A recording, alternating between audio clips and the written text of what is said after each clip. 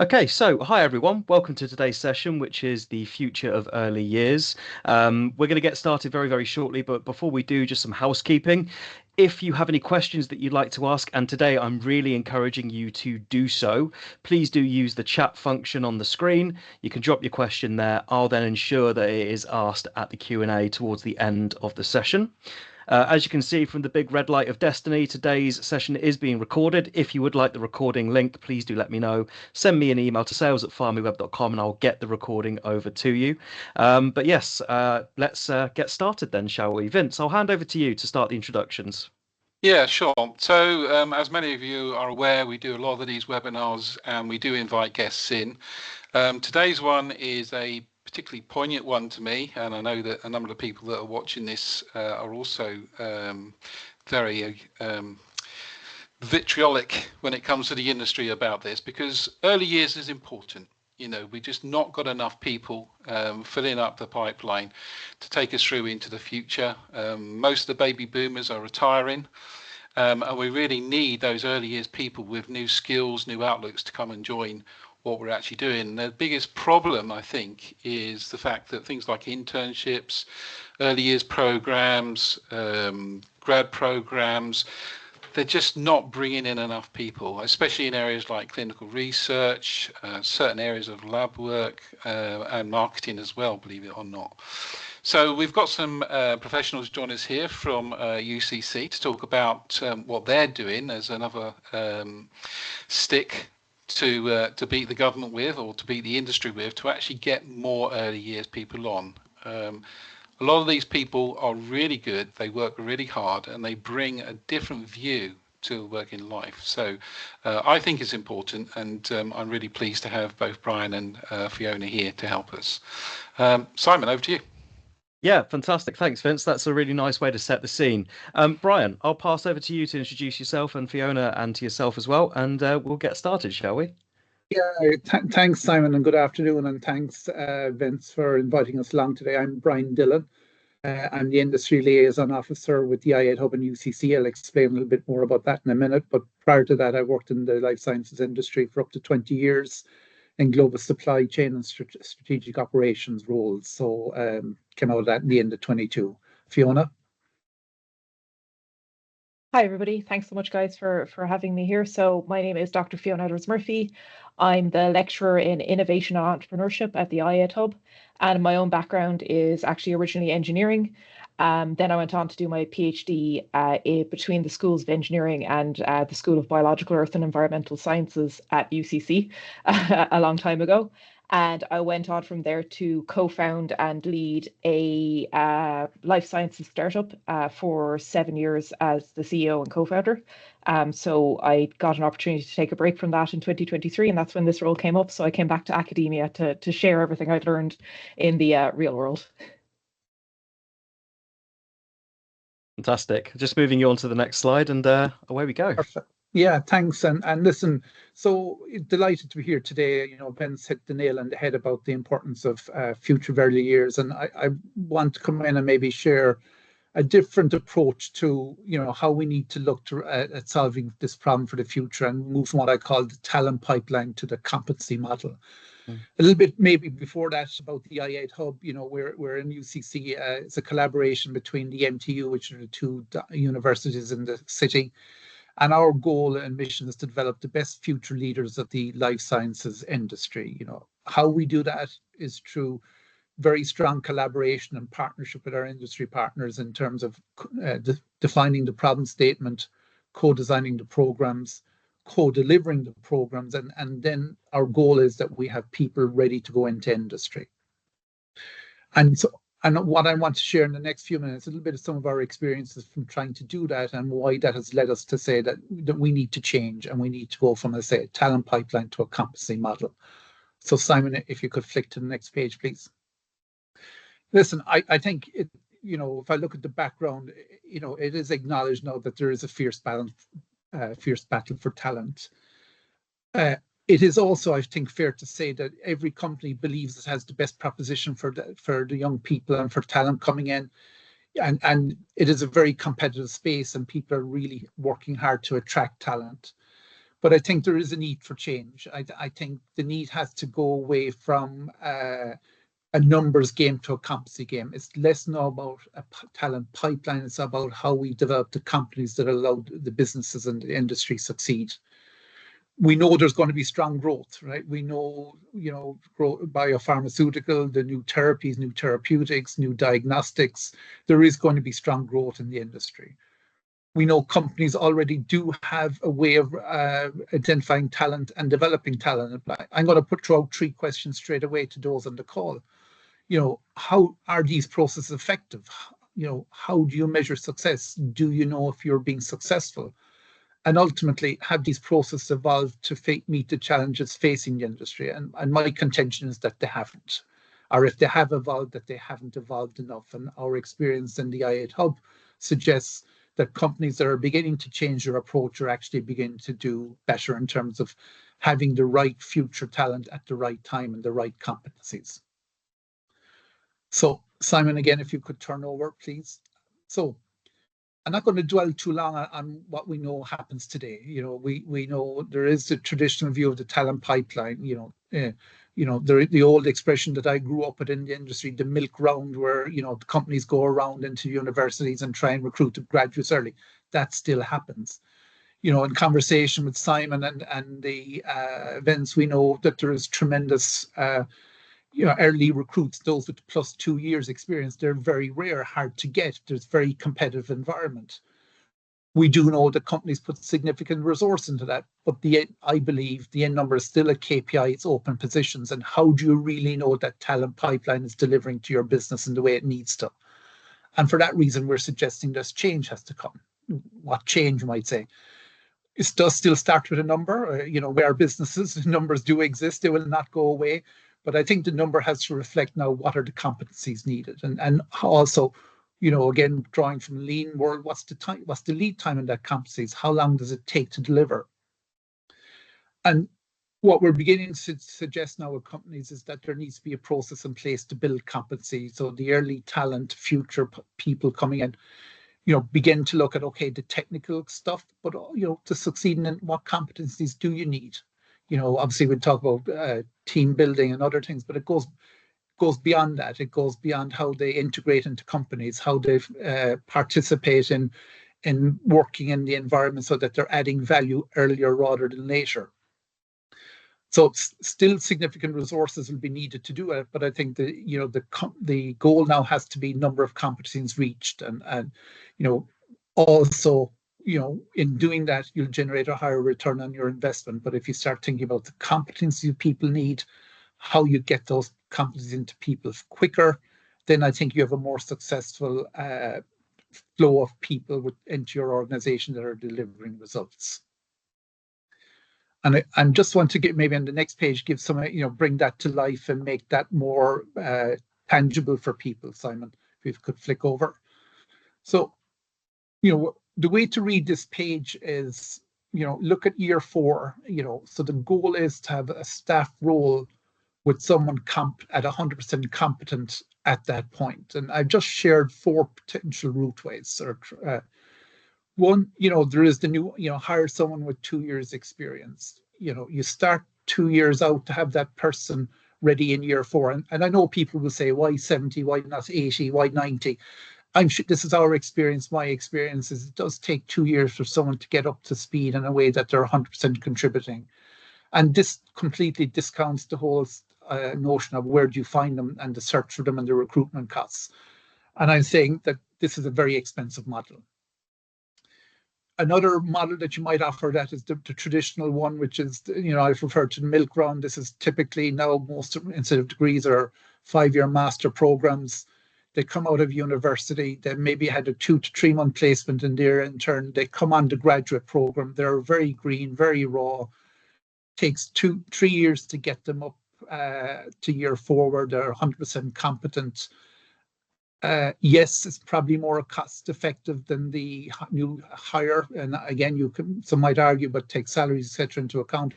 But look at the lead time, right? You're really going into starting 3 or 4 years in your first or second year in college, graduate program, a long lead time. the business will have changed, right? By the time you get to that point. So you need to, how can you move faster? And this is where we come in the i8 Hub, and we developed the concept of developing an MSc based on, yes, the technical skills. And Fiona will introduce a term called transversal skills later, but around the competency-focused MSc with a 9-month work placement. So this we implemented, and what we saw was that, you know, the graduates coming out with the benefit of the work placement were coming out really ready to go into industry. And just a statistic, we generated 24 graduates this year. 4 chose not to take next step, but 20 of those immediately went into new roles with their industry. I'm allowing a year to get fully competent, but they're off to a significant head start because we've integrated competencies and skills for working in industry into the program early so that they hit the ground running. And again, I'm just suggesting by way of factual thing is taking shorter for the industry, it gets cheaper. So it's a win-win for the industry. And so, but there is more scope. Like, this is not the end, like, you know, so that, you know, again, you're probably not familiar with the concept of the apprenticeship-based degree, our master's. You know, we're a really strong advocate of this because the more exposure you give a young person to life in industry and get them learn from role models and mentors in industry, the faster they develop. You know, the industry apprenticeship model has been around in technical crafts for a long time, and it's proven to be effective because of the strong mentorship from experienced people. So here's a potential way to get even better talent with better competencies faster and cheaper. So this will be, again, I put the page up here to say, you know, if you shift to competency and focus on giving people competency, you get the right people faster and cheaper into your organization and deliver the more benefits to the business in the long run. And that's how we've been working in the Space 3, the MSc program. We think there's more in Space 4, but ultimately the goal is competency-based people for industry. And maybe, Fiona, at this point, I'll turn over to you and ask you to talk more about how we define competencies within the i8 Hub. Sure, thanks. Simon, you could go on to the next slide there. So to describe this transversal skill set that Brian is talking about, we can go back to the formation of the i8 Hub. So our objective when we were initially set up was to accelerate both the individual and the enterprise performance. So that was working with industry as well as the students in order to accelerate the industry overall, the life sciences industry. And what that meant when Merck, our head, set it up, was he specifically went out to find people for this team that was based inside the university who had an awful lot of industry experience. So it's not a coincidence that Brian's here with his 20 years of pharma experience, and I'm here with my experience of starting a startup in the real world, rather than just being academics who talk a lot about that stuff. We've got that industry experience, and we've spent a lot of the last 4 years talking to industry about what industry needs. So designing programs. So rather than doing what education traditionally does, which is it creates a program and then it tells industry, oh, you need this program. We went and asked industry, what kind of programs do you need? What kind of skills do you need in our graduates in order for them to fit into your organizations? So that's creating a pull rather than a push. And one of the things that most clearly came through when we were doing those conversations with industry was this concept of a transversal skill set. Now, this isn't something that we invented. It's just the technical word for something that people spend a lot of time talking about. So a traditional university education, the kind of one there that Brian was talking about, would develop an I skill set in a graduate. So that's someone who's got their engineering degree, their accounting degree, their organic chemistry degree. They're an I graduate. So they've got a very, very deep skill set in a very, very specific technical space. And what we're trying to do is turn those into T-shaped graduates. So a T-shaped graduate has an awful lot of breadth in their knowledge as well. So they've got all of the other skills that traditionally you learn after you start working. So things like communication skills, presentation skills, base your ability to communicate and operate successfully within a large organization in the life sciences industry. So one of the things that always comes back to me when we talk about this with industry is a quote, and that was somebody in the pharma sector in Cork, and what she said to me was, the engineers can't speak to the scientists, and then neither of them can speak to the businessmen. So essentially we're producing graduates that are able to talk to other people who look exactly like them and not necessarily anyone else. So this is a really common gap, and it runs all the way through both the life sciences sector and other sectors, but it runs all the way through from the smallest startup companies all the way through to multinationals. So what we're committed to doing is providing life sciences industries with a pipeline of talent that brings specialized knowledge to organizations, as well as that transversal communication skill set. So what we're able to do is use our variety of different technical resources. So we've got small scale technical labs, stuff like that for training the technical skills. But then we also have an awful lot of fantastic podcasting rooms, VR suites, immersive suites where people are able to do brainstorming on giant 25-foot screens in order to develop them into much better communicators. And I think that's what I've really seen in our first set of graduates from our first master's program who are graduating now in 2 weeks' time. They're fantastic communicators that I don't think when I was just a 22-year-old engineer, I definitely wouldn't have been able to stand up and speak to a room and communicate my ideas as well as they have. So they're collaborators, they're leaders, they're innovators, and they really drive organizations forward. So I'll give that back to you, Brian, for the last slide. Yeah, thanks, Fiona. Absolutely. There you go. Yeah, so just, what would I like you to take away from this conversation today? I think 3 things. Think what competencies are needed for your business to win. Right? Not numbers, what competencies are needed for your business to win. Be creative, think outside the box and identifying and delivering those competencies. So if you look at the future of your early years people coming through, how are you going to be, I would say, how are you going to deliver that and give them that future talent and competency that you need? And finally, this doesn't happen from anyone working on their own. It is only on the basis of collaboration internally within your company, externally outside your company. But the more we cross-pollinate in terms of working to deliver these outcomes, the better we'll be. And just a final point I'd say, and this is based on my experience in the industry, we are not competitive threats to one another. The more we work collaboratively to develop the global future early talent or pool of early talent and early years talent, the better we all are. This is just synergistic. It's not competitive. It is a synergistic enabling game that everybody wins from playing together. So it's used a very silly expression, but I can't articulate it better than that. And so those are the key points. And listen, maybe at that point, Simon, we can pause and I think maybe we have a few minutes for questions and dialogue. Yeah, there are a couple of questions that we'd like to ask, definitely. So we'll get into that. But if there's any other questions in the room at all, just pop them to the chat and I'll make sure that they do get asked. So what I'll do is I'll pop us onto a different slide and then I'll go ahead and ask a couple of questions if you're okay with that. Yeah, please do. Fantastic. So I've got a few here. The first is, where do we start with beginning to understand the competencies needed? Yeah, I think it's everybody gets phased by that, and I think it's a key thing is start by understanding and educating yourself and your teams on what you mean by competencies and why these are a differentiator of talent. It starts with that level of simple conversation. And to explain to people a little bit like we said on the T, you've got your industrial skills. Now you need what skills you need for these people to make a difference. Okay. And then second step is, start with the basics, understand how do you, for these early talented people, how do you give them the communication skills? How do you enable to deliver them and teamwork, problem solving? Don't assume these people have it.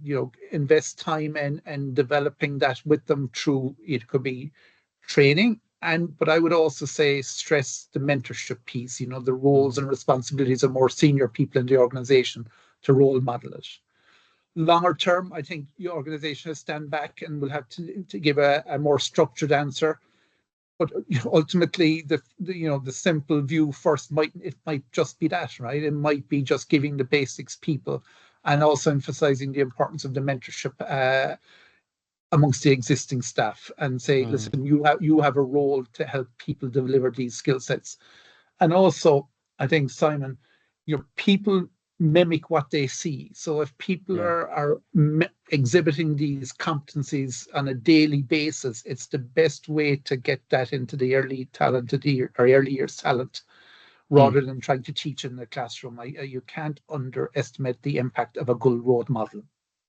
100%. Yeah, I've been lucky enough through my career to have really good role models everywhere I've worked, and I've always come away being a better person than I went in. And there's a lot to be said for that. Decent mentors, decent role models, incredibly important.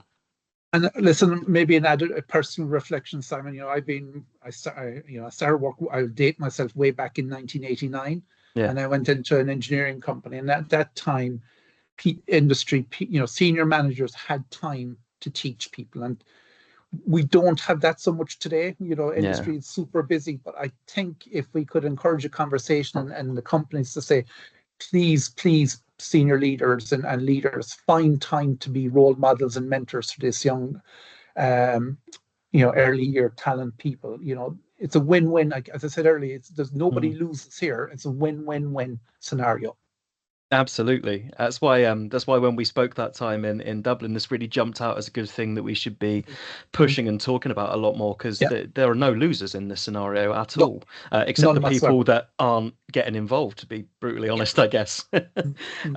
Another question here is, how can we partner better with university? Yeah, I think it's quite simple. It can be quite simple. I think, to be fair to every company, they all put effort into participating in programs and giving feedback. But it needs to be a little bit more active. I think there needs to be what we saw clearly in the recent master's program was the impact of placements. Bringing the students in for a 9-month placement is transformative for them. And the students win, and then the company win. And then the companies turn around and hiring these people back. So it's not an investment with no return. But I think placements and giving really enriching in placements to students is a key part of it. I think also investing time in teaching existing staff on how to be good coaches to people. How to, role, a little bit back to the, making sure they understand the importance of role modeling, and then being cognizant of how to that they are, and not just do things and then expect young people to learn by osmosis. Take a little bit of time to explain, this is what I'm doing because, so I would say definitely the two, active participation, particularly placements, and particularly investing in helping your staff teach young people come true. Yeah, fantastic. Thank you. Got another one here. Why do you say that any models you suggest can compare with any off the street 2-year hire? Why do I say I say that on the evidence of what we've seen with our recent graduates, where I've been in industry and I've had conversations.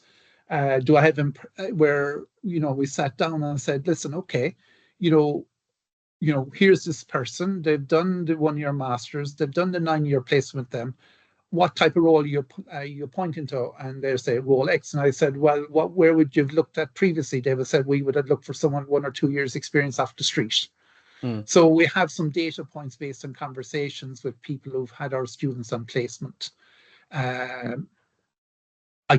will add my personal experience with 20 years in industry. When you see people come through that have had the right coaching, they hit the ground running fast. And the critical question I asked the placement people in the last round was, have these people added value, and how would you compare the value to more experience? And they've all said yes.